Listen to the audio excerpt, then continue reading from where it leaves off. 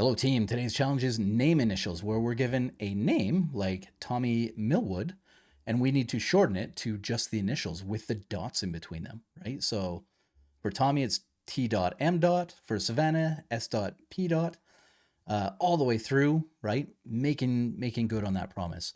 They do say that the names will be separated by space, should be uppercase, which we'll talk about in a second, and initials are separated by that dot. That's an important bit. Okay. A few ways to do this actually, but just a couple for this example. So the first is I'm going to create matches, and matches is going to be name.match on a regular expression. It's going to be global. It's going to be case insensitive. Brilliant. Inside of here, we want to get all of the letters A to W, A to Z, A to W. That's weird. A to Z.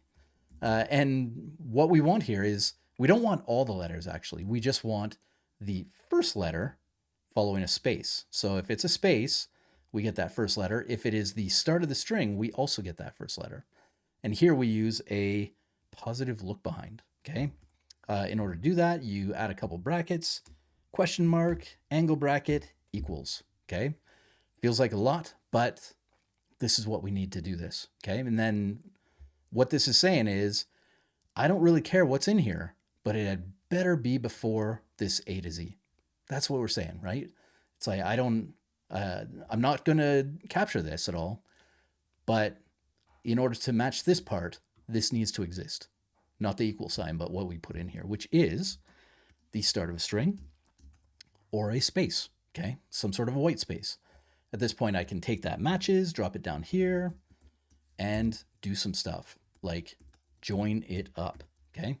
Join it up on a dot because matches gets an array of matches. That's what the global was for. And the case insensitive, we'll talk about in a second. Now, join doesn't do first and last items. It just puts the delimiter between each item, not around. So right here, we need a plus and another dot, and it works great, but case insensitive. And over here, it actually says should be made uppercase. None of these tests have a lowercase letter, which kind of frustrates because there should be in order to check that. How many times has my name been written as lowercase d AVID, right? It should be capitalized, but so many times in chats, right? People are so used to writing lowercase. We should also make sure of that, okay? So the final bit here is right before that plus sign. I'm going to drop down and go to uppercase, okay? Today it doesn't do anything, but if they send through a name that is lowercase, we're going to fix it, right? And again, there should be a test for that. They haven't added one. There should be. So in this example, we have attacked the letter that we're actually changing, okay?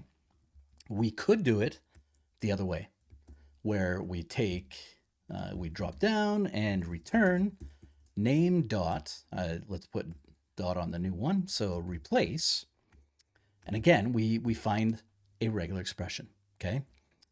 So right there, we're going to change that to a dot. So in this case, up here, that one letter, right? But this time we're capturing all the letters that follow that letter, right? We don't care about that letter. We care about every other letter. We're going to gather them up and replace them with a dot.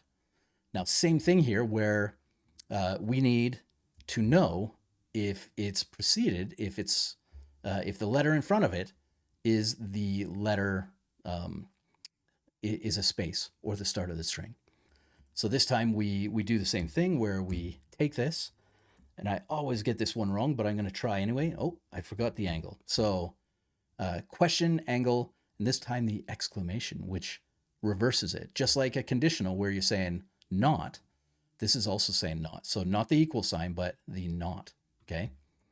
And then inside of here, the same thing. So it's either going to be the start of the string or a space.